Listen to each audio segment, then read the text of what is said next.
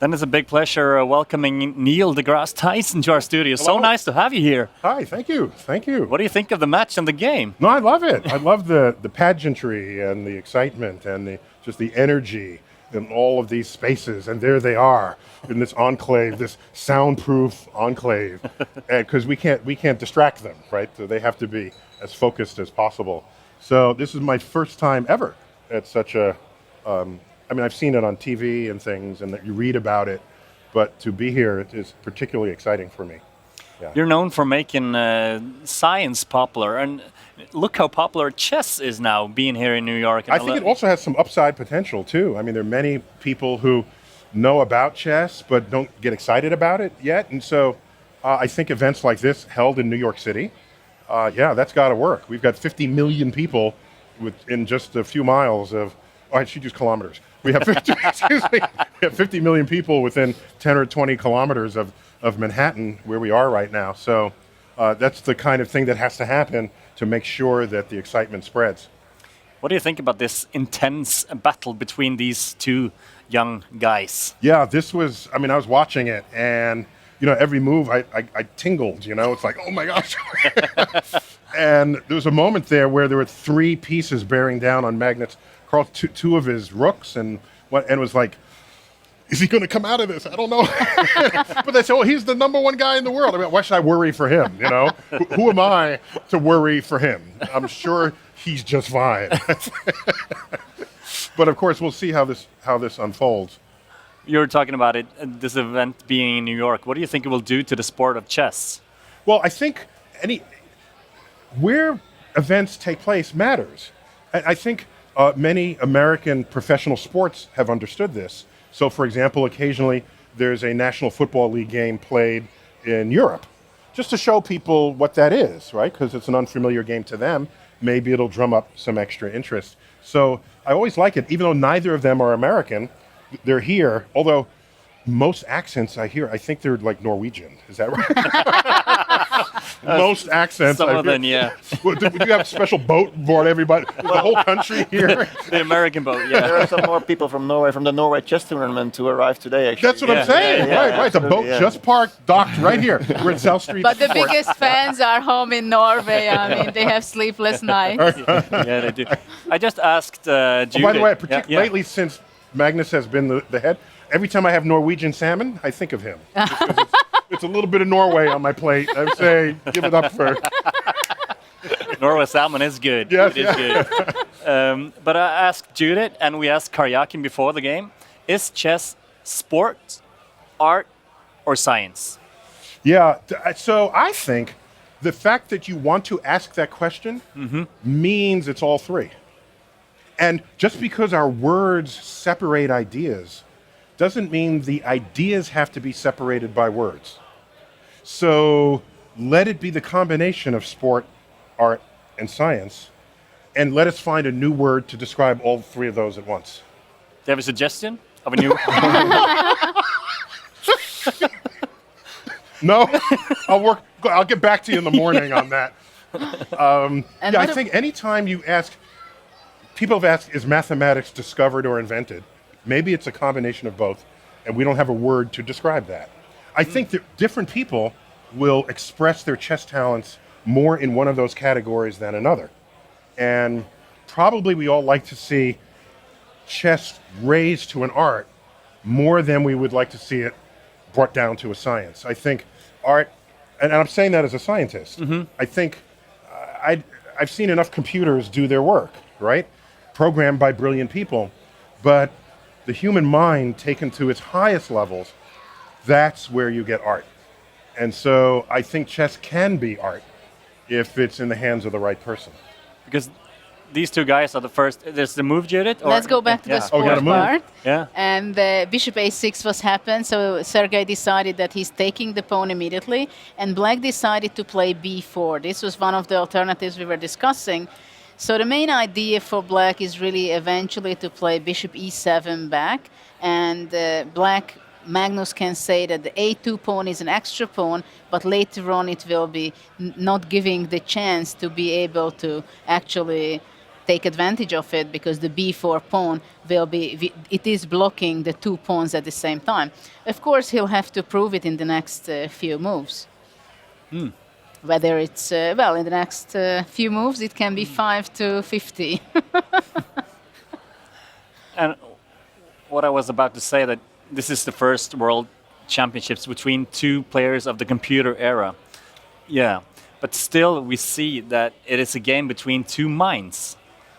And that's interesting. Yeah, and I think it was a little embarrassing when we first lost to the computer, because we invent the game, we invent the computer, and the computer beats us at the game. So philosophically, that's a little embarrassing, I think. But it will be interesting. It may be that a computer can do this regularly, but perhaps you still need the human mind with all of its complexities and all of the randomness even, to express this talent as an art. Maybe that's what it requires. I don't know. That remains to be expressed. But on the other hand, I mean, humans can still challenge the computer. I mean, how interesting it is that Deep Blue, when he was playing with Kasparov, I mean, it can per second, 200 million positions can be judged by the computer. However, engine- the human player knows that those 200 million, most of those 200 million positions are irrelevant. So, Well, most of it, and also by judgment, the feeling, evaluation, intuitively human can do. this is my point, exactly. And even the computer doesn't have the intuition, so it's got to calculate them all out. Yes, Right. but it's also interesting that while Deep Blue, I mean, the huge computer was able 200 million, even the regular PCs are possible 8 million positions. So actually, I can say that we humans are more clever. I mean, we don't calculate so fast and judge the position, but with our intuition and our knowledge, we can simply take in account much more valuable information, Yes. even though it's much less. Yes, exactly. And Because it's a ranking of what matters most in any given moment. And Sergei Karyakin just made a move all by himself, actually. Rook E1, Rook C1. Actually, this is not the type of position which would be in good hands in any engine, I think, because definitely you have to see the strategy behind the moves. It's not a concrete idea. His idea, of course, the idea behind this move, because if, let's say, immediately Rook D7, then Rook D8 would be the move, and immediately, so White really wants to avoid the exchange of the rooks. This is number one priority for White. Black played G6. So now he's threatening Rook A8. Yeah, the idea is that he wants to threaten Rook A8, and also it's always very important to give space, heir to your king, so you're not going to lose by checkmate. Probably Rook C2 is an option for White, so to defend the A2 pawn. So after Rook A8, White would be able to bring back the bishop somewhere, possibly to E2.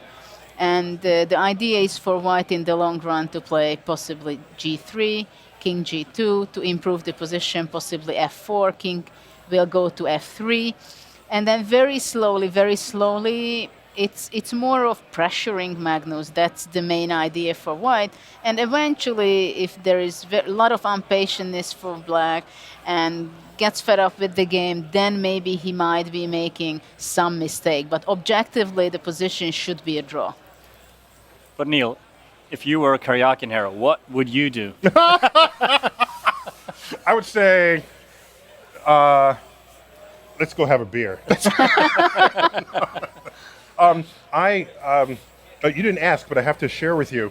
I was like a regular chess player. I had some friends who always beat me, but I didn't think about it as a tournament level sport until my son entered middle school. And in elementary school, yeah, I beat him. But then when he was like 12 or 11 or something, he started beating me. And that was just embarrassing. And then by the time he was like 13, 14, he would beat me 29 games out of 30.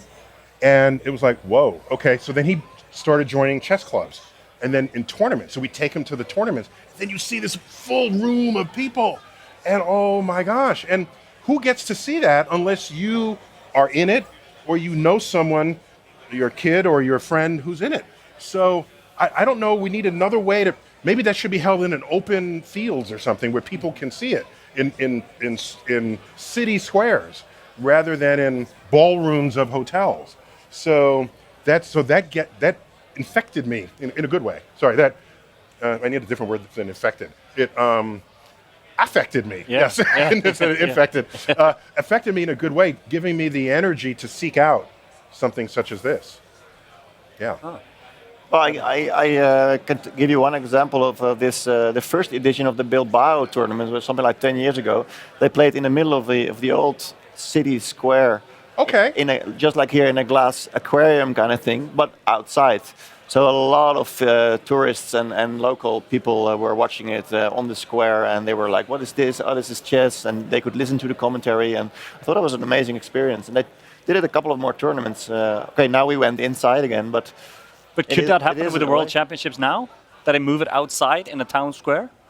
Could it be a possibility with the maybe for- players? Give them one-way Maybe the next glass one. with a Yeah. soundproof room. Yeah. They Well, don't, that's they don't the need to thing. know that a million people are looking The at thing them. is, it's always been the challenge to make it really soundproof. And in fact, I remember from that first year, after the first round, there were two issues.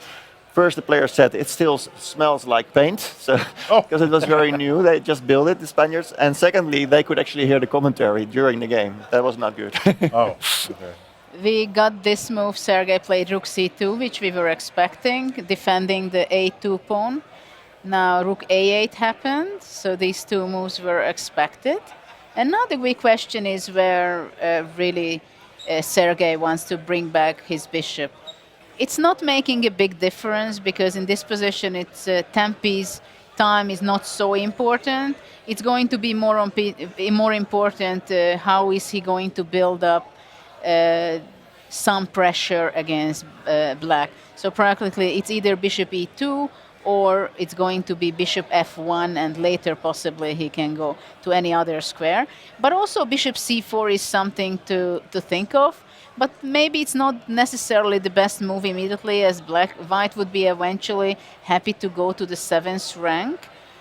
But at this point, I think probably Sergei will be coming back to e2. That would be kind of one of the most logical move. And then the question is, for example, now Magnus will be on the question what to do. Though maybe his main idea is now, actually, Magnus is very clever probably here because he wants to go bishop c3. And here, white cannot go a4 because tactically it's impossible because en passant will happen, b takes a3, and suddenly black would be winning. Of course, this will be not the case. For Sergei, he's not going to blunder this. But now, for the time being, after bishop c3, it will be possible to block the road for the rook. White played bishop d3, and rook d8 happened on the board. So black is trying to chase the white bishop for some time. I mean, black's place for the rook really it stands very well on the a file, attacking the a2 pawn, also attacking the d3 bishop from d8. And now white played bishop d2. And at this point, I'm not sure if bishop c3 is possible, if white would go a4. Now this would be possible, so bishop c3 is still not the best move. Otherwise, if white wouldn't have a4, then rook d2 next move, and it would be draw on the spot. But at the moment, after bishop e2, black is not able to play bishop c3. So probably black will be trying to go king g7 or maybe some other alternative. But yeah, I think king g7 is kind of not a bad move in this situation. Before we let you go, Neil, what would it mean to the sport here in America to have an American champion of the world? Yeah, I think in the United States, yes, that would probably get more attention. But I think we like anyone who is singularly great at whatever they do. And I think Magnus, anytime he comes through, he's the toast of the town. So we just like seeing just the best. And if you're not the best, well, come back when you are the best. Yeah. Maybe. Yeah. Oh, I just have to say, Yeah. two of my colleagues and I just published a book. It's on the universe. Yeah. So it otherwise has nothing to do with chess. But in it, we present a modern calculation for the maximum possible number of chess games that can be played, legal chess games. And I should offer you that number to this chess-loving audience. Okay. So it is 10 to the power 2,500. So it'll be a 1 with 2,500 zeros. Total possible games. Maximum possible legal chess games that you can play. So that's huge. So while the computer is off analyzing them, the human brain says, I don't need to pay attention to most of them. Let me focus right in. So Actually, it's famously said very often, actually, that it's more than the number of atoms in the universe. oh, by far. In fact, the number of atoms, I got that number. That's the easy number. That's all you want? Atoms That's in the quote we always hear. I got that. No, here. Atoms in the universe is about a 1 with 80 zeros, 80, 81 zeros in the observable universe. So that's small compared with a 1 with 2,500 zeros. So beyond 10 to the 81st power, there's nothing left to count. So the only way bigger numbers have meaning is when you start counting events. How many different games are there?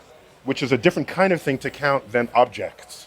So yeah, that's why we have numbers much bigger. That's why we have astronomical numbers. What I wonder, by the way, related to this number, does this make you, as a scientist, confident that the game will last for another couple of decades before it? Because the big fear is that at some point computers will actually solve the game, like they did with checkers. You know, or they did with tic-tac-toe, Yes. right? Tic-tac-toe to a child is this challenging thing. Will I win? Will I not? I don't know. And then you learn that you can either win or draw and you never have to lose at tic-tac-toe. So you're done and you move on. It would be a sad day, I think, if chess is, quote, completely solved and we're kind of done. But maybe that would be an excuse to invent yet another kind of game. I mean, somebody invented chess some time ago. Why not invent yet a next generation game that is befitting not only the modern human mind, but the modern human computer? Right. Thank you so much for coming to the studio. It was Well, sure. No, very I was just, you interesting. guys found Perfect. me. I was minding my own business. I was just like everybody else here. I was, and then I got tapped. Yeah. Thank you. Very But very interesting. happy to Yeah. participate in this and to be witness to game 7. Excuse me, round 7. There are 3 points, 3 points, 3 points now, Yes. right? Yeah, they are. So we'll see how this unfolds. Well, thank Okay. you for having me. Thank you so much. Thank you. Thank Yes. you.